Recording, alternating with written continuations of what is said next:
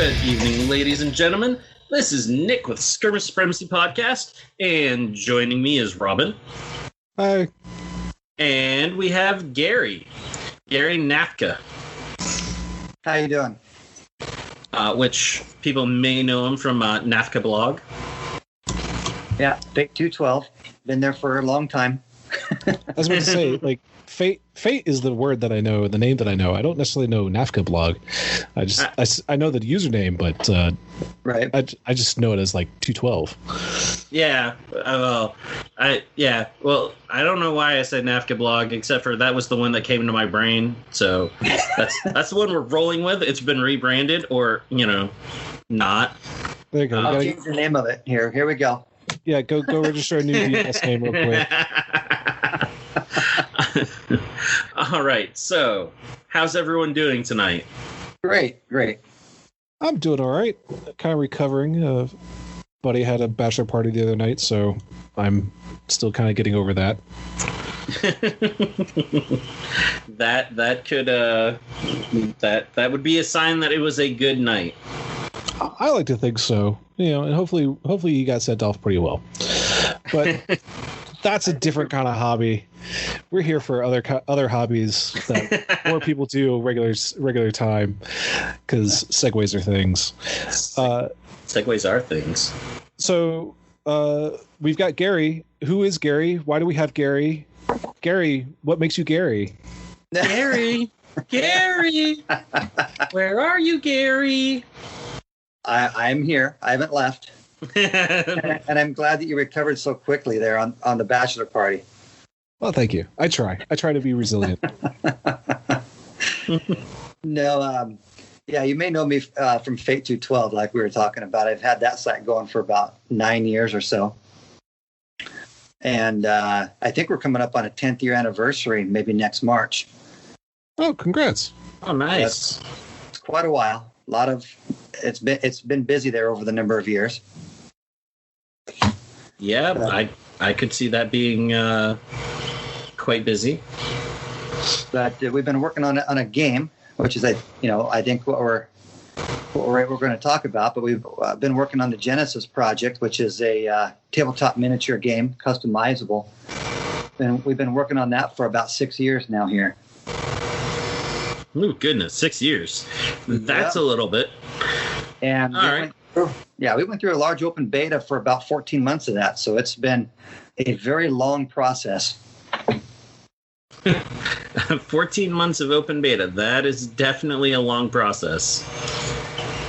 I don't know if I have that kind of patience. I think it was tested. I would. So that's what the beta was for. Yes, and me. We had a little over 900 people signed up for the open beta, and I didn't really realize, I don't think, quite what that really meant. But it meant a lot of feedback, and it took me a good part of a year probably to get through it all. But it wasn't a good process though, because we, everything that comes in, sometimes you're looking at it, you're going, what are they talking about? And you just got to reset yourself, rethink, where's it coming from? And then it really ends up giving you a lot of phenomenal feedback from pretty much all over the world. So I can imagine, because your blog reaches a large number of people, and I know you did a lot of your advertising for your game through your blog and your news site.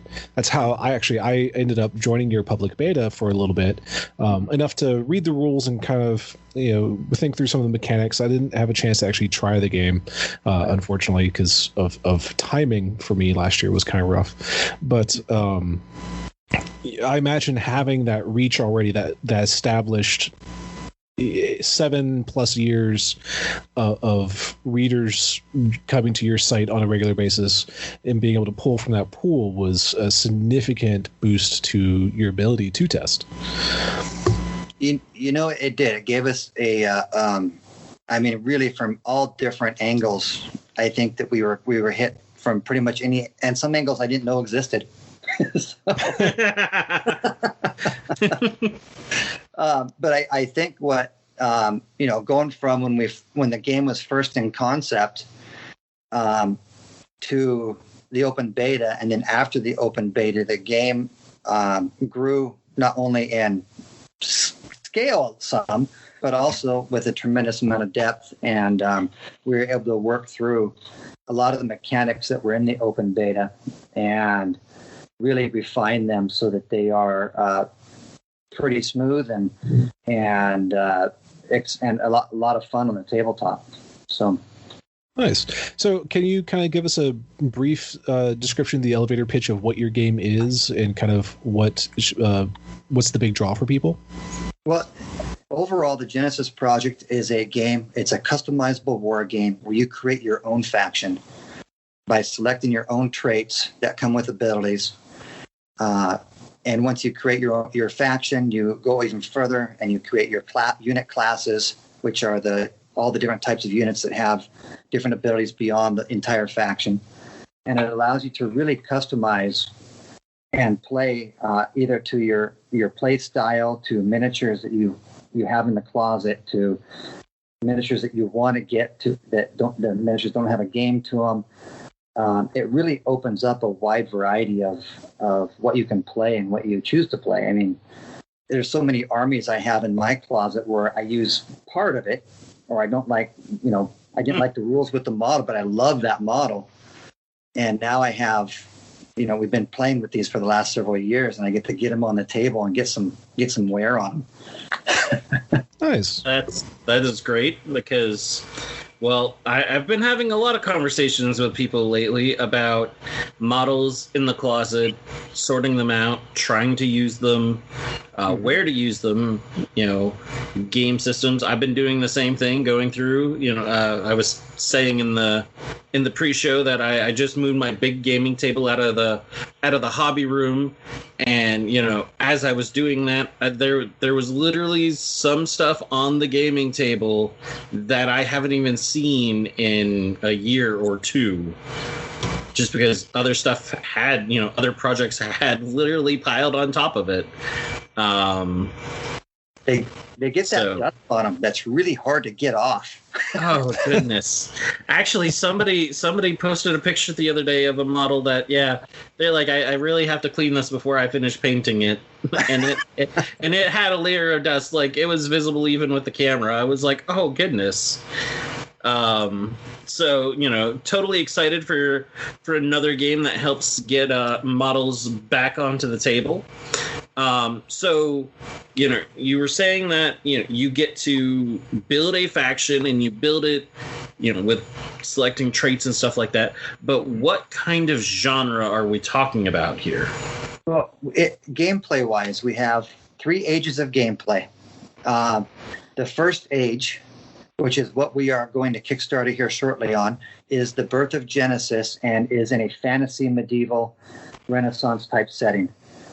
And that allows you to play all those miniatures. The second age, which we also had in the beta, is more modern to near future.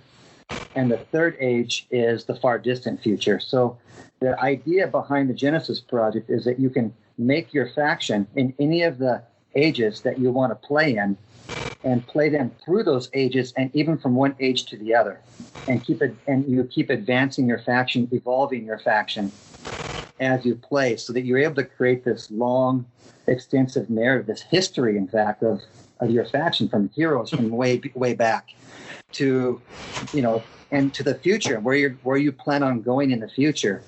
And so the in-house play testers have taken factions from the very earliest of their creations all the way up, where they might have had, monsters in their factions to eventually jumping into armored vehicles and then bionics. And then, so they've really been able to progress. And it's interesting to see the amount of things, not only that, but the amount of things they remember from way back from these early games where their early heroes were created, and creating that history.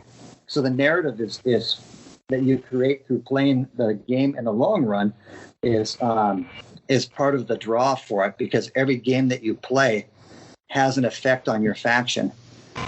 so that you it's not like a reset. Like in a lot of games you were playing, you play the game, it's done.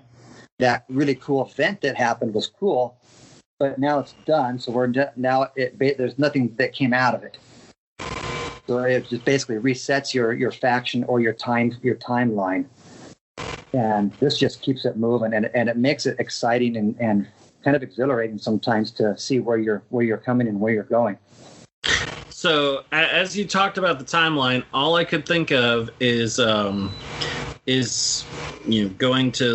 GW lore, and how they sometimes say that there's crossover between fantasy and 40K, yes. and so then I was thinking, it would be hilarious to actually play orcs and go from fantasy to some sort of modern-esque and then into the 40K universe. Yes. Would be hilarious to see that. Some sort of reenacting of it. When I first played that game, for instance, back in the late 90s, I think that was my first or second question. Are they the same? Sure. Yeah. Just one letter off. Yeah. Are they the same? Do they come from each other? Is that a part of the universe somehow? Well, and definitely when the Realm of Chaos book ended up releasing in that series, you had some fantasy miniatures and warband type stuff that had chainswords and magic weapons that were actually 40K sourced type things, and so you definitely had some of that weird blending that happened. Right. Yeah, there's always been a fun kind of background overlap, not directly, but alluded to. So sometimes vaguely and sometimes very far and few in between. Yeah. So what kind of drove you to pursue this kind of scope of game, like spanning ages, the 1, 2, 3rd age kind of situation? Complete insanity, really. Complete insanity. No, I've always been a fan of some of the computer games like Civilization, that type of thing. And I've always loved the idea of your forces getting better. I was back in the day, I think I played too much Mordheim, Necromunda, those types of games. And I wanted to, and I've always had an interest in taking that and then just running with it and making that the vital essence of the game, is in fact. And I think it was probably a number of years ago, meeting some game designers at a retreat, that I finally decided that, I'm going to just do this. And that was probably not the best move in the world, but it's been one heck of a ride. It's been so much fun. And go ahead. Oh no, I was just gonna say I bet it has been. Because the sheer amount of mechanics that you've got to do to try and ensure that you keep continuity between. Yes, and it's the mechanics and the fact that we have one core rule book that basically covers gameplay for all 3 ages, and so that it takes a lot of it takes 14 months of play testing for one of open beta, but it does take it took a lot to get the core rules down, and actually with allowing people to really pretty much grab the abilities and the traits that they want, how that all comes into the mechanics and doesn't just blow people away. For instance, we had a lot of people. We had a lot of in-house play testers that were fantastic at actually breaking the game for the first several years every time they walked in the door, which is great, for now when I look back at it. But some of it is a little bit embarrassing thinking back. But go ahead. Oh, I was going to say that you've always got those people that can identify those things, and those are the ones that I feel help give a system longevity, because that's once it gets out into the wild, that's when your 900 playtesters all of a sudden grows exponentially to thousands upon thousands upon thousands of playtesters, and they will all be more than happy to tell you about their experiences, good or bad, Yes. if they happen to figure out where you are standing in front of them. Well, and you know, as we've all seen with stuff online, they will definitely be ready to tell you all of the bad stuff immediately, wherever they can. So you know, having those people break your heart repeatedly as you try to do this stuff is both depressing, but you know, hopefully does make a great product in the end. Yeah. You know, I think it was before we went to the open beta, but it got added to afterwards. We were able to design within, I call it a bubble, but we have something called the maximum age bonus, and it really is the maximum amount of a modifier that you can put into a dice roll. That is limited by the age that you're playing. So in the first age, it's a +4. Second age, it's 5, and it goes up to a 6. But it allows people to really build and design their factions within that bubble and kind of fill it outwards without necessarily knowing that that's the maximum that you can get. It's not easy to get to the maximum, but you know that limit's there, and it's kind of a nice buffer as far as how the game design went about to make the game more balanced. Okay, awesome. Since we're talking mechanics and we're going down that rabbit hole, can you give us an overview of kind of the mechanics of your system? Yeah, when you create your faction, which is what most people love to jump right into right away. It's a pretty simple as far as the mechanic wise to create your faction. You're choosing 4 to 8 traits, and these traits all come with point costs attached to them, and that gives you your army-wide abilities. And that is your point cost per model for each model within that army. Now, okay. And that gives you the mechanic wise for how the faction is done. So really, it's not too hard to go through and pick out the 4 traits, write them down, and then I have my faction. My faction is pretty much done. There are within each of the trait groups that you are getting primary and secondary traits, so it does branch outwards. So you do have to focus in if you want some of the bigger traits. But in the end, there's a point cost to them that really helps balance it and kind of, okay, do I want to go too many points, too little points? And it becomes more about your decisions taking quite a while to figure out rather than the mechanics. And so these traits, are they like what are some examples of these traits? Is it so for example, the traits could be it could be an increase in your characteristics.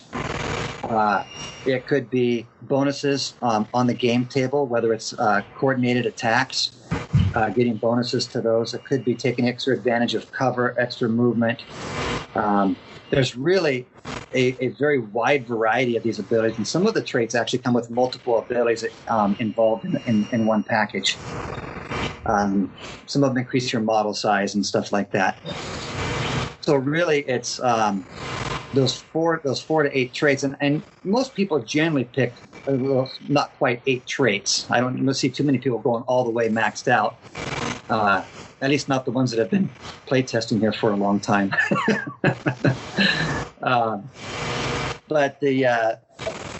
But that is the core concept behind it, and they involve so many different aspects of the game. I almost think as the abilities as either enhancing other parts of the game or sometimes breaking rules in different areas. Right. So I know even from so far back as I think Masters of Orion had it, where you could create your own custom races. I loved going through and creating custom races, and now lately I've been playing Stellaris, and I actually created spacefaring dwarves and all sorts of stuff. Yeah, yep. So it is interesting to hear, taking on that way to start building those things, because maybe you are 10 taking short people that are, long lived, and making your dwarves. Right. Or maybe they're much more simple, and yell a lot and swing axes. And I had talking about a reference you made earlier that sometimes your traits increase your model size. It sounds like the majority of the traits kind of impact a stat line of some sort. Are there other traits that kind of impact some of your modeling decisions? They do. They're when you're looking overall when you're deciding what how to start building, there's 5 domains in the game. And that will kind of influence your modeling decisions right away, because we have humanoids, which really encompasses your giants, dwarves, humans, elves, orcs. I mean, it's a wide variety of humanoids. Then we have fae, which are outsiders. We have, which are your angels, demons, elementals. Then we have your reptilia, all the draconic species. We have taurians, troglodytes, gargoyles. There's different types in there. We have beasts, and we also have insects. So there's a lot of different. There's those 5 domains are kind of the beginning of your modeling choices. From inside there's ways to increase or decrease your model size. There's ways to obviously build vehicles, military equipment, whether that's ballistas or heavy guns, that type of thing. So there are ways to manipulate your models. I guess choices that would change your models as you're going. Okay. And do those different branches kind of restrict access to different traits, or does everybody have equal access to all these traits? Now they all build. Every domain builds a little differently. Rather than the humanoids have like 3 categories of traits. They have genetic mutations, environmental adaptation, and then knowledge and science. Those are the three categories of traits, and then they branch out from there. Where like the Fae, for instance, have spheres of influence like hate, pain, deceit, truth, and things like that they focus in as well. They also have the more elemental type spheres. And then some of the primordials as well, like law, chaos, and even time. And then the beasts will have animal kingdoms that they can actually change and add regional traits to. So each domain is kind of your foundation where you start the game.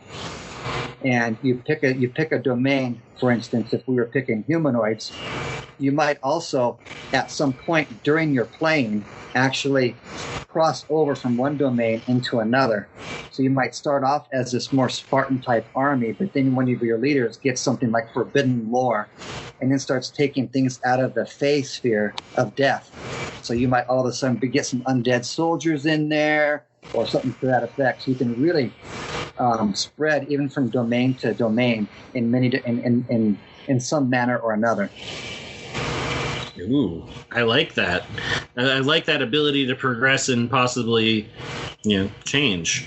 I think one of the examples of one of our play testers was literally starting off wanting to go undead, and he did go undead at one point. Some of them were still living, but most of them went undead, and then they became machine later on in the game as he progressed. And so he had cybernetics, so anything that was left living was then meshed into his undead parts, and so he had, he was having fun with it. Yeah. And I hate to do it, but it's sounds kind of Necron-y. And obviously, if you have a system that's going to allow you to do this, there are all of those analogs. I mean, because when you first said medieval time period, I went, ooh, I can make horse lords, that are chivalrous and blah, blah, blah, Mm-hmm. So, going back to, Bretonnians or Kingdom of Equitaine or right. A bunch of undead guys in Age of Sigmar. Because I have a whole box of those. I just went through. I have like 100 knights.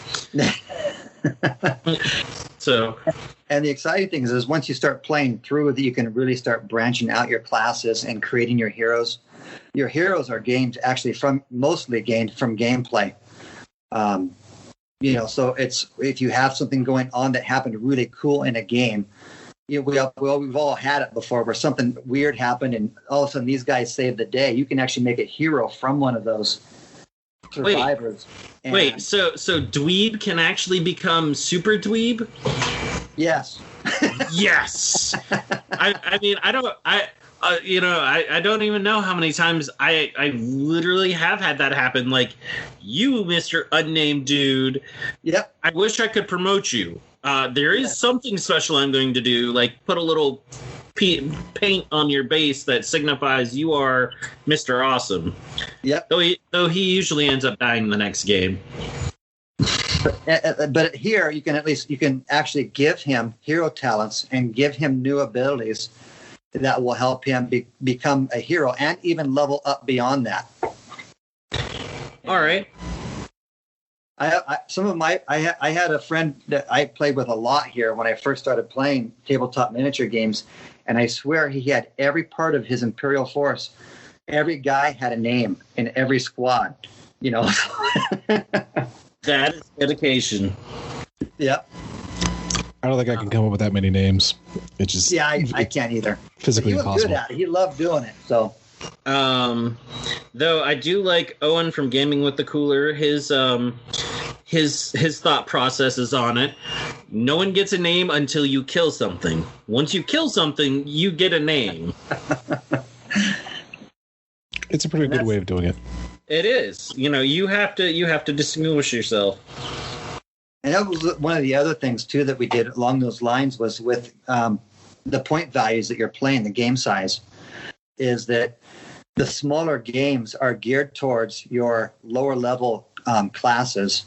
So your basic troop guys, we call them a level 1 class. The small games actually focus on that size of units, that level of classes. And as you play higher level games, then your leaders can come in and so on. So you can actually bring more elites in and at the higher level points. Okay. So we scale the game upwards, and kind of the way we do that is we have a discipline characteristic, and whatever your discipline characteristic is basically the size of your squad. So if you have a discipline of 3 at the base level for that squad, like a troop squad, that squad size will be 1 to 3. At a higher level point game, so that would be like a 250 or a 500 point game. At a 1,000 point game, it might be at that point 2 to 6. Higher than that, it would be 3 to 9. So the squads actually scale up for the bigger games to play. All right, that's interesting. So I know I could sit here and talk about just creating factions, like all night long. But in the interest of trying to cover some of the other facets of this game,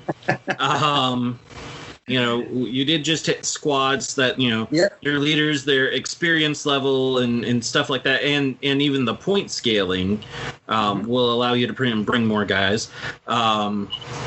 So how does a game normally work? Most games that we play are on 4x4 tables. Some of the larger ones, we do go a little bit larger, but we've been able to play some of our larger scale games even on 4x4s just fine. But the option's there to obviously take it up a level. So 4x4 is the main focus for that.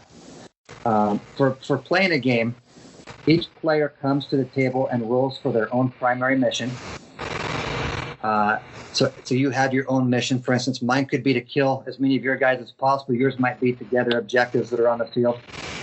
So we're each there for a different reason, and our goal is to overall goal is to succeed in our primary mission.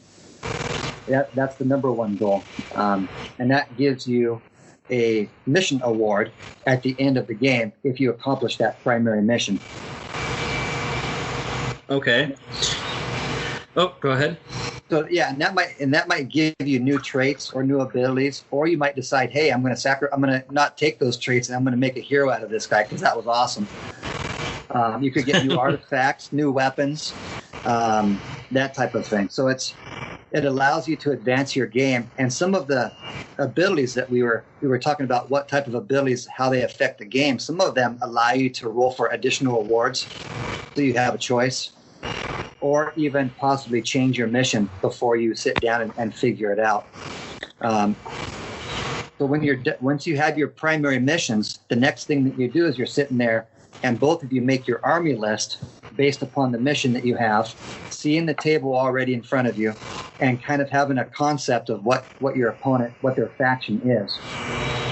And that gives you the best opportunity to make your list and not be basically hosed by either a table setup or by a mission or by anything like that, because you can actually hone your best forces to it. All right, interesting.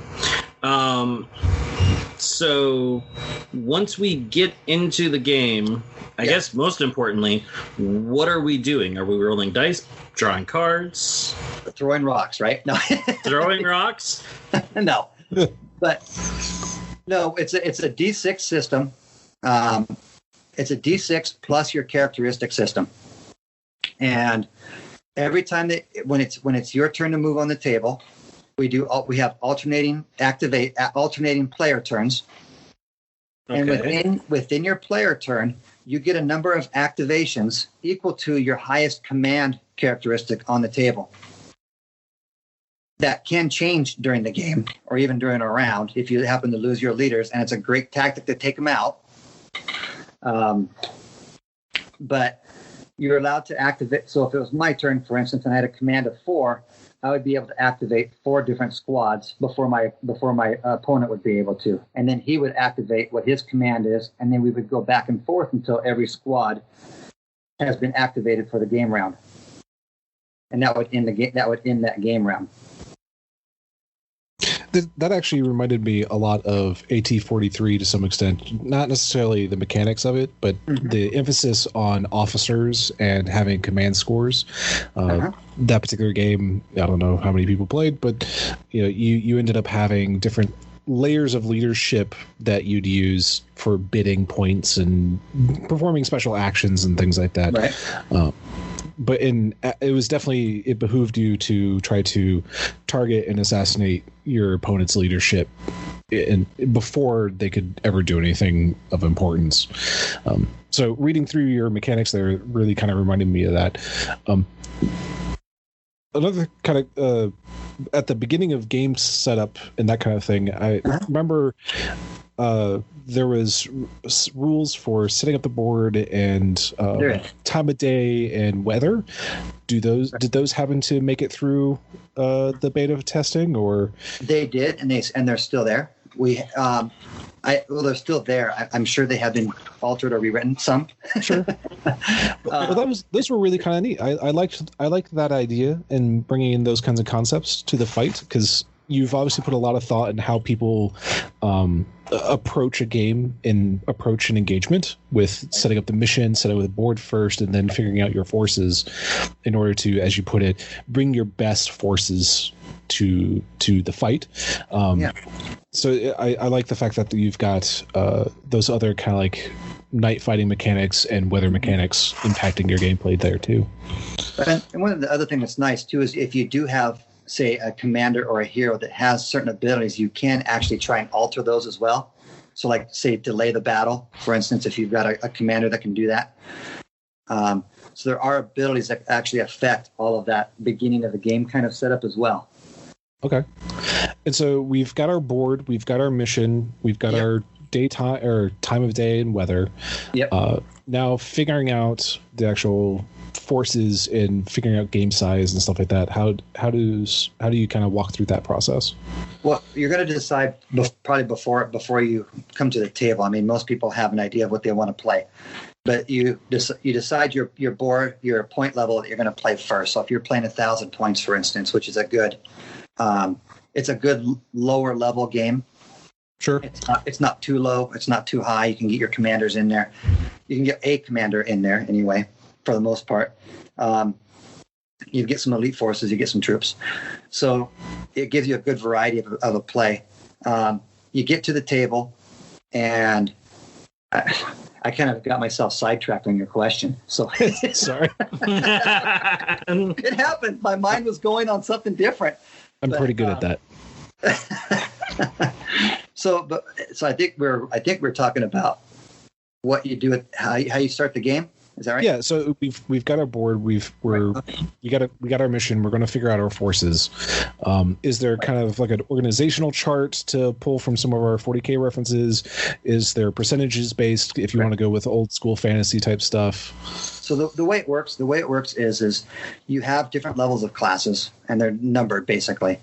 That allows different types of classes to actually level up as well, or heroes and things like that. So as they advance through those classes. But there's the force organization chart is something similar to what we were talking about before, where the smaller games only allow certain numbers of squads of that type into it, and then from there on, it's so you can take an elite force, or you can take a force of grunts or slaves or whatever. But technically the organizational chart is that what the point level is that you're playing, and that will stop, say, for instance, some giant monster that's 1,500 points by himself to come into the table and play, because we do have those big monsters. Like the Reptilia have kaiju and Daikaiju, and there's some big monsters that can come on the table, and there's a monster creation system as well, so you can create classic monsters of some kinds and dragons and things like that to fight. But they also are limited as far as what games they can play by the size, the point level that you're playing. Okay. And that's kind of where that limits that. So your hero that keeps advancing and starts getting too cool, he may not be able to stick around with his low-level boys anymore, type of thing, unless it's a bigger force. Right. I like that mechanic. It's kind of a self-leveling. You may want to spread the love out from just him. Correct. Yeah. And that way he gets in more games, right? So, but we do a lot. Almost every part of the game, from setting up your terrain to setting up your possible objective markers to gameplay, is alternating turns with your opponent, and even during gameplay, that back and forth can be interrupted with reactionary activations, so that you can actually interrupt an opponent and jump in there and try and either duck for cover or interrupt a charge or something to that effect. But the one thing in the game is that's a tough choice to make, because you have only one move and one action every time that you activate a squad. So if you use up that squad's action, they're not going to have one the rest of the game round. Okay. So they have to make some tough choices as far as those, dual axe wielding Viking berserkers charging my archers. Do I shoot at them with my bows? I'm going to be taking a -1 to my characteristics to interrupt them. Or do I keep my characteristics where they're at and then really try and duke it out with them? Mm-hmm. Or do I just run away like smart bowmen should? Correct. Or I shouldn't be there in the first place. Wrong spot. Or maybe I release the rabbits, and the rabbits take care of the problem. And one of the other interesting things when you're playing the game with that alternating activation is you go through the first game round, and whoever finishes the game round first by activating all of their squads has the initiative for the next game round, so they get to go first. That's an interesting mechanic. Much different than most games have. Yes, and then once you do finish it, and you can actually challenge that initiative and try and take it. But if you do fail, your command value for the next round is at -1, which means you're activating a lot less by taking that risk.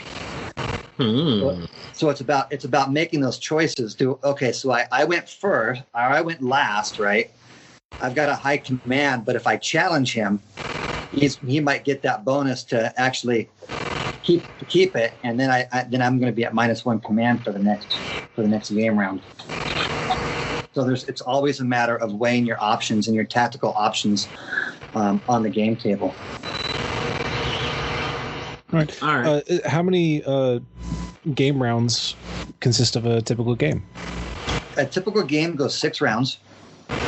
And I say typical because they're all set right at 6. But we have something called the end game. And what the end game is at the very last round of that 6th round, you have the option to try and push the game into another round. And the way you do that is a simple mechanic is you have a target number of the game round you're going to go into. So if it's round 7, I have to roll a die 6 plus my command to equal that 7 to go into that next game round. And what that does is it stops that weird awkwardness in games where my objective is right there in front of me, and I'm going to get shot to living crap when I get off it. But if I let my opponent activate everything, I can run out there free and dandy, right? Well, here, if they've got the command, they can literally shoot you off that in the 7th round. And the longer you try and push that, the harder it is to try and keep the game going, especially if someone's gunning for your commanders and you're trying to keep the game moving so that you can actually get your primary objectives. Right. Okay. Go ahead, Robin. Oh no, I was thinking, how often do games end up going into those later turns? Like, what is kind of the max that you tend to hit for your average game, do you think? That you've seen in your playtesting, at least, I guess. I would say that the average game goes to 6. Okay. And at that point, there's risk involved on continuing the game. And I say that because there's also a secondary mission, which we can get into in a few minutes, but if you push too far, you may not get anything for the game. Right. And that becomes an issue, and you'll see people making those decisions on how far they try and push the game, even if they can. But most games, I see games going to 7 when they're really tight. I see games going to 8 when they're really tight. It's pretty rare to see a game go over 8, and it's also really hard to keep that command alive. That's fair. Yeah. And is there a way to counter this mechanic? Like, if you want to keep the game going, but I don't want you to, I mean, how much are you taking the power out of the defensive side, I guess? By wiping out their command. So okay. As long as they maintain a high command over you, they can keep that going. But once you've either knocked it out or you've lowered it, it's not going to go much further than that. And the interesting thing I found is those last few game rounds normally are so fast. Sure. Yeah, you got less stuff on the table. You start speeding stuff up. And everyone's sitting there going, "Oh my God, this is tense." And you're going, "Okay, he has to roll a 6 now to even try and get close to making it to the next round." And so that's kind of how that can go. And there are abilities, of course, that you can actually, try and reduce their command for the end game as well. So with this, the commanders seem really, really important in this game because of this end game mechanic, the activation counts and things like that. Right. How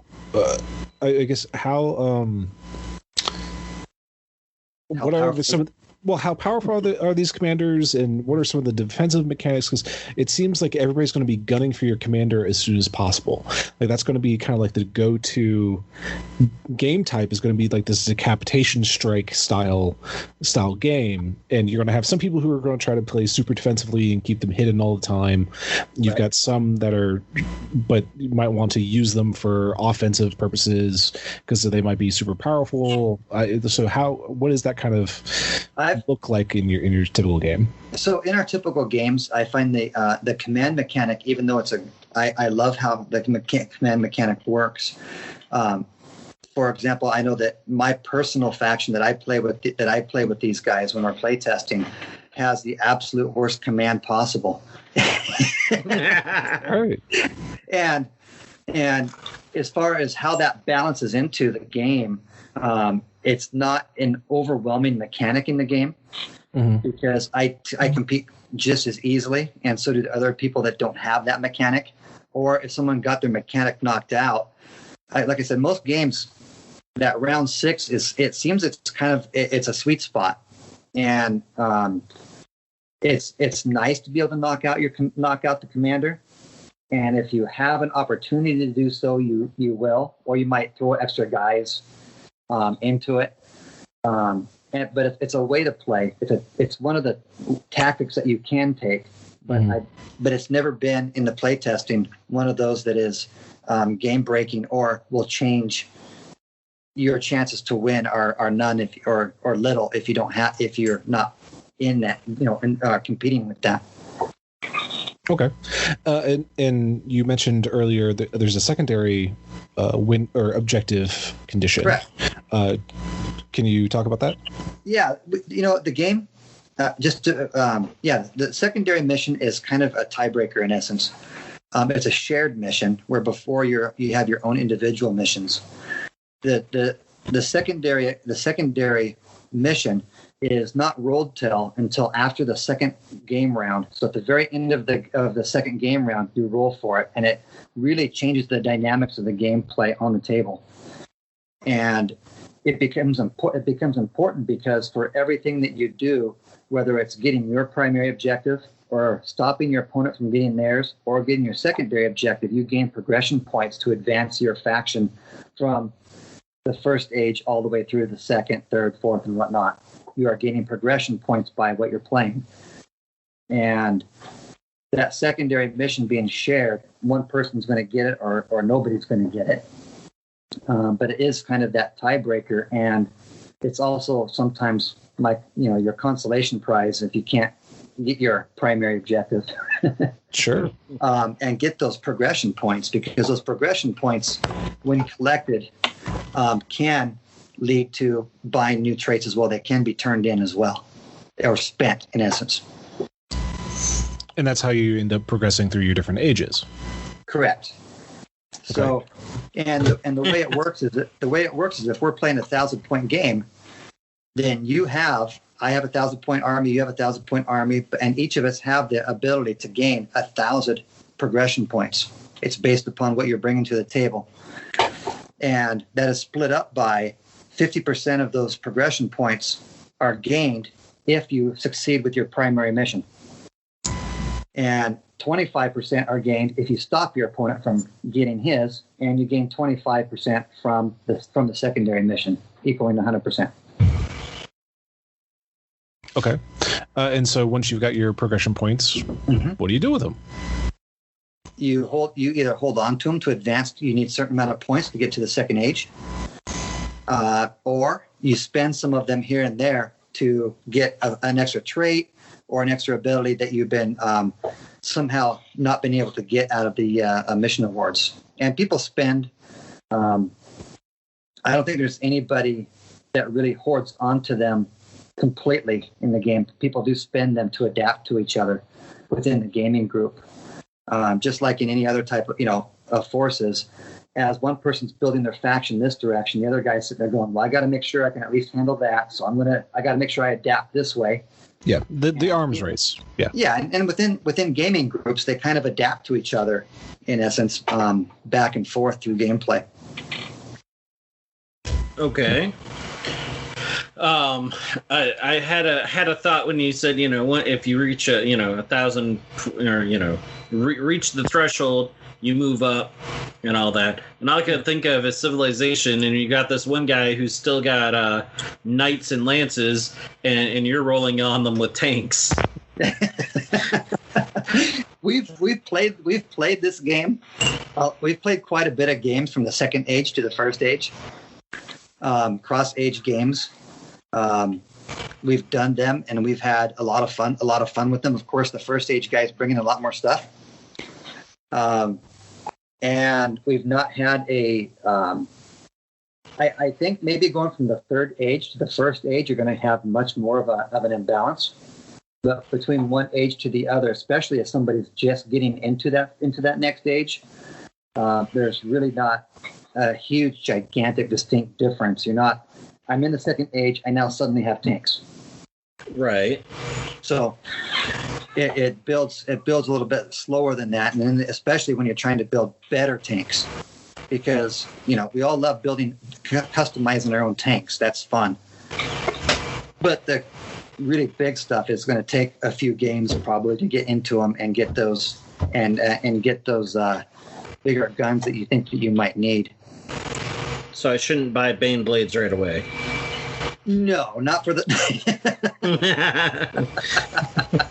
Only if they're commanded by squirrels from the beast list. Commanded by squirrels. I now want a squirrel army just to do that. Well, there you go. Glad to give you modeling projects. So when you're buying your advancements and you're spending your points to add, you're adding traits, I suppose. Correct. And the traits have abilities. Yes. Yeah. So when you're first establishing your faction, creating all this, we established that you're taking 4 to 8 traits. Are you still limited by that 8 cap, or do you go past that as you advance through ages? You are not limited to that cap, and you can replace traits. And where that really comes into play a lot is in your unit classes. You might have an elite class, for instance, of some sort of elite knight, for instance. They are allowed to have so many additional class traits because the trait system is not only for building your faction, but when you build your unit classes off of your faction, they basically gain an additional trait or characteristic gain or something or some other bonus to become those elite guys and get that extra training or equipment.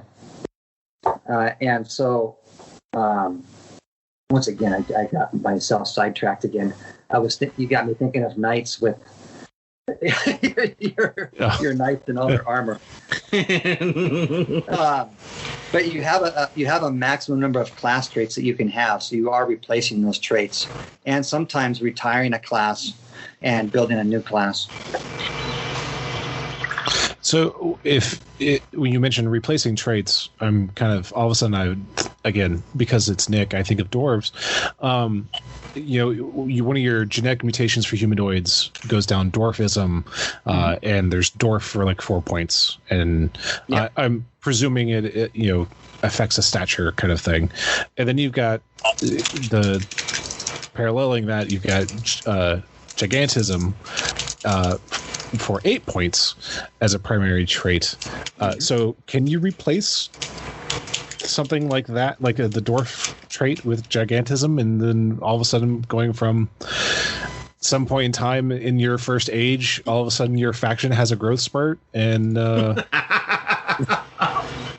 I just had an image of overnight going from dwarves to giants, and all I could think of is the movie Big when he wakes up the next morning. Yeah, and he's trying to put his clothes on.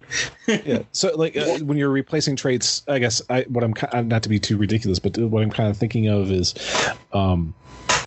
there's realm of I don't know how to express what I'm thinking, I guess.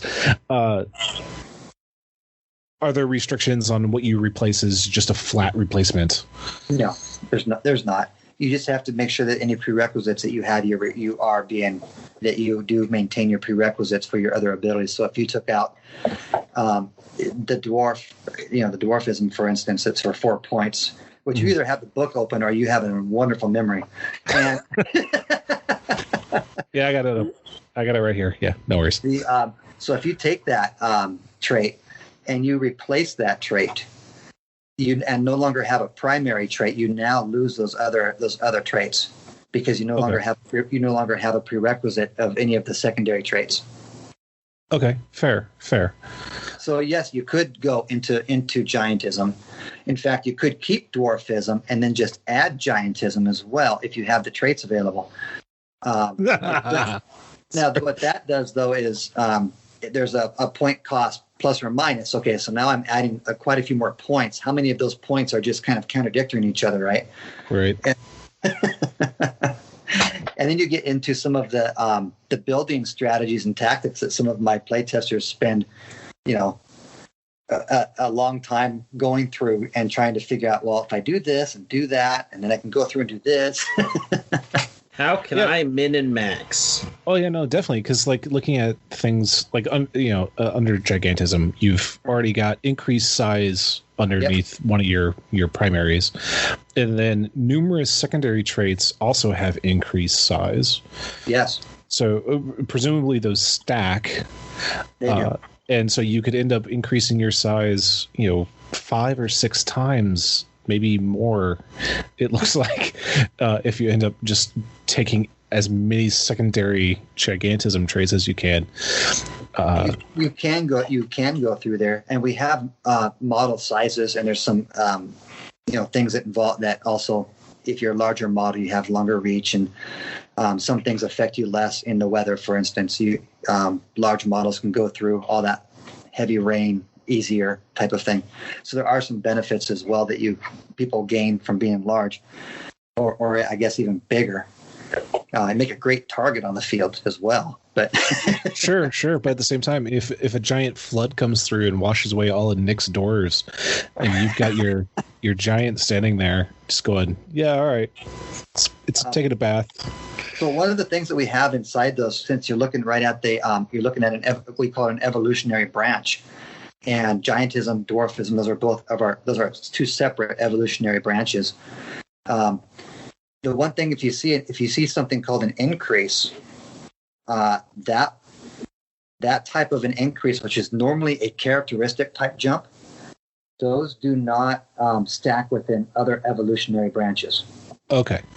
So, but enhancements, which are in-game bonuses, and add to your combat situation, those will stack from other branches, and that allows you to say, if you decide that you want to play, something with gigantism, and then you also want to take like feral traits, for instance, you can have these wild giants run around the field, and there are some things that may or may not stack within there, but it also unlocks that secondary trait, those traits that you can get in. Interesting. Are there negative traits? There are decreases as well. And so you might take an increase in one area, and each characteristic does have an opposite. And if you take that increase, it will allow you to have some flexibility on where to put it, which is one of those more of a deviant trait. And that will allow you to kind of choose whether I want my strength, toughness, or movement increased, but I will have to take a negative decrease to its opposite. So there is sometimes pluses and minuses on some of those characteristics, or on some of those traits. Interesting. So all right. Yeah, very cool. So you can really build. As you're seeing there, you can build dwarves, for instance. And I just say this because my lead playtester right now, his dwarven force, he is trying to get them to become machines. That's his primary goal, and he wants to do it now in the first age. So what he's doing is he took forbidden lore with some of his leaders and jumped into the destruction sphere of the Fae. And so they have some secret knowledge, and they are making themselves into these almost demonic machines. And that's kind of the direction he's going. He's got models on them and everything. He's excited to get them out on the table. Nice. Awesome. So you find some really cool models out there, and some people that make some amazing things.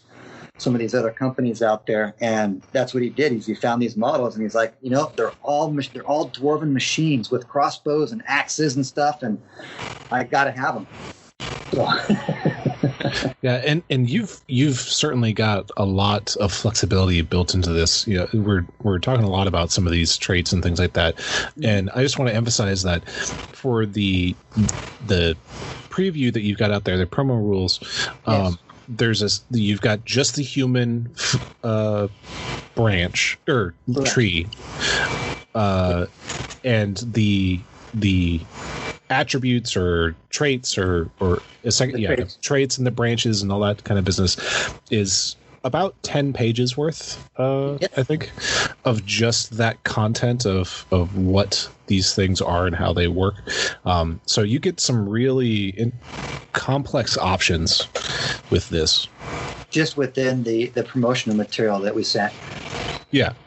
So it's sitting here just kind of like mulling over some of it, and like I read some previously, but I didn't get through all of it, and you still as you just kind of sit here and you think through things like were beasts and war mounts and all that kind of business, and your mind just starts kind of going down these rabbit trails of oh, mechanical dwarves, eh? So this is how I would do that. Oh, and then, why not give them lycanthropy while we're at it so that they're were-dwarves that mutate. But mechanical were-dwarves. Yeah, mechanical were-dwarves that are slaves. So wait a second. Did you just create Transformers? We are not at the third age, and you're going to have to wait to see when we get there. But I will make a comment that something you just said, which is funny. The lycanthrope slave army was a playtester favorite for literally about 6 months in this place. Nice. Because because the lycanthropes, they can heal when wounded, so you had all these slaves running out there. And hopefully a few of them will transform into werewolves and jump out there and continue the fight. So it was the lycanthrope slave army was quite a period of time in the early playtesting. It was interesting. I mean, and that just makes perfect sense with the history of your personal world and like building your own narrative and things like that. That just goes hand in hand with all that stuff. The other thing that we did also with a lot of these abilities that really it's probably you obviously take a lot of references and that from fantasy and all these other types of novels and all these genres that you have to incorporate, and then all the miniatures that are out there, making sure that we can incorporate a lot of that within the game parameters. But we also spent a lot of time doing background as well for like lycanthropy. And so our lycanthropy is more therianthropy, which is all the different types of animals that you can actually transform into. And there's different types of transformation within that when you build your therianthrope, on whether they were cursed, whether it's hereditary, or even in the future, whether you build them. So. Yeah, and to give some tidbits, there you have boars, wolves, cats, bulls, bears, and rats, and it can be based off of bloodlust or full moon transformations or taking wounds, and you can be afflicted based off of curses, genetic heritage, and inflicted by a wound. So just in there, you have umpteen number of combinations for how you decide your faction presents therianthropy. It's your own narrative. That no wonder it took you 30 years to put this together. We did spend a lot of time and you wouldn't believe some of the stuff you discover and learn. I mean, like our insects, for instance, are built off of classifications, and I mentioned that our beasts are built off of animal kingdoms, and you can see actually some of the mentions of kind of the animal kingdoms in what you were just reading. But that's expanded upon in the beast. But there was a lot of things that we spent, it felt like we spent years in just going over research and finding what we want these abilities to do. And it didn't help, and the playtesters obviously helped us develop that as well. I think it was somebody else in the playtesting group that actually shot me an email one day and said, there's lycanthropy, but that's really only the tip of the iceberg. And I said, really? Oh yeah. And he goes, yeah, it's called therianthropy. He goes, look it up. He goes, it's all sorts of things. And so we did. And we spent a lot of time going back and researching and seeing, okay, now that we've done this, can it apply to the game? And would it be fun? And when it comes down to that type of a narrative and you're choosing that, the armies really become unique to each player. Even if they build the exact same army, 3 months later, they have already varied to the point where, there's distinct differences, but between them. So, moving on a little bit, and we're getting close to the end. So one of the big themes in here, obviously, is that this is, at some level at least, a campaign system. Yes. So have you developed the campaign system beyond, you improve these or whatever to include things like possibly capturing natural resources, kind of giving even more, subtext to maybe why you're at war with these people, not necessarily a map, but, are any of your secondary objectives or even primary objectives, like you want to win so that you secure X, Y, or Z kind of resource that will help your people. Well, that's kind of exactly how our primary system, our primary mission system works, where you might have to capture this, and this on the field. And if you do capture that and you succeed, that's where you get your mission award.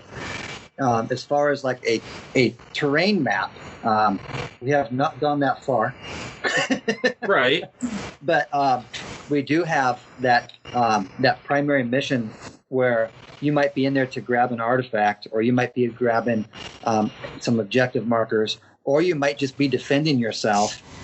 There is in the core rules, there are, I got to count. There's 10 missions in total. 5 of those are much rarer. They're harder to get. But it really it helps you create your narrative as well, on top of how you're advancing your factions, even amongst each other. But as far as permanently grabbing, say hey, I want to grab this mineral vein, right? Type of thing for the dwarves. Yeah.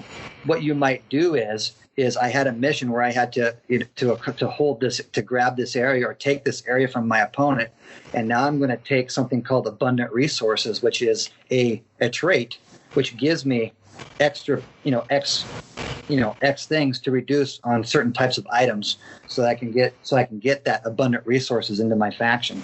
So that is kind of how we play the continuing narrative like that, back and forth. It's with the traits and the abilities. Okay. All right. Robin, any last questions? Well, so where do we go from here? If you've hooked us and we're interested in building our dwarf bathing titans, what's kind of your next steps? Well, we launch our Kickstarter July 12th, and it will be launching it at 12 noon this coming Friday. And it is our first Kickstarter, and we have brought in Dave Taylor of Dave Taylor Miniatures to really help us make sure that all the problems that come up in Kickstarters and distribution and all of that are handled. So since he is the genius behind our launch. I think I've heard of that guy. Yeah, once or twice. I think he put out some sort of book, and then helped the Turian Tutor put out another book. Yes, he did. He's also worked for GW with Cool Minis or Not, so with a bunch of people. Oh yeah, he's very good inside. He's very good insider, and him and I have been talking every week for a long time at this point, and we're working hard to get this Kickstarter successfully launched, and once we do, to get it into people's hands as quickly as possible. Dave tells me what's possible, and he's the expert in a lot of those areas. Gotcha. So your Kickstarter is for the book? We are launching 2 books. It is the core rules, the Genesys Project core rules, which is the same rules that you will eventually use for all 3 ages, and then the Birth of Genesys, which is the first age. Okay. And are you just doing a physical copy, or are you doing PDFs or digital versions? Okay. We will have both. And we will also have some pledges there for people to actually create factions before the rules are fully out, before the books are released, so that they can actually get their pre-made factions from the rule set actually in our core rules. So that will be one of the pre-made factions that people will see. Nice. That will also come with artwork that our artists are working on as well. Excellent. All right, I think that kind of covers my follow-up questions. All right. So, Gary, just take a minute and tell everyone where they can find more information. I know the Kickstarter isn't live yet, so we'll publish that out after the episode goes out for them. It'll be in the description or something once it goes live. But, besides that, GenesysGames.com. That's within GENESYS games.com, and that has all the information plus updates as we do, plus Facebook links and everything else that you need to get to find out everything that we've been doing, and even preview some of the rules as we get to it. And then we'll have our Kickstarter coming Friday, which is we're all excited about it on this end. All right. Any Facebook or Twitter? Facebook, which is also at Genesys Games, and I will definitely make sure you have the link to that. All right. And we have our giant our timer countdown till the Kickstarter launches on our main Genesys Games website. There you go. I call that the Freak Me Out page. Yeah. Well, panicky every time you look at it. Right. So that's the Freak Me Out page. But once the Kickstarter goes live, it's then the Kickstarter and that countdown is going to be the bite my nails all the way till they're gone, and then still keep biting page. So it involves a lot of work, and we've got a lot of things lined up for this game, including the second and third age. So in the long run, this game, there's a lot of playing available, a lot of time that you'll have with this game. Right. I mean, it sounds like it. It sounds like I can have a whole lot of fun just sitting and putting factions together without ever having played a game. So you sound like my play testers, who I sometimes have to kick them just to get them. Hey, we got to get to the table. We're supposed to be testing today. We're supposed to be testing this. And instead, they're talking about building factions and creating different factions. It's very easy to go down that rabbit hole. It is, and it's a big rabbit hole that is a lot of fun because you get just creating your narrative and your own backstory. And but I got to remind them, your narrative is just beginning. Let's get the games going and let's start building that narrative and that for your factions. But they know they're play testing, so they know that I'm going to make them change it later.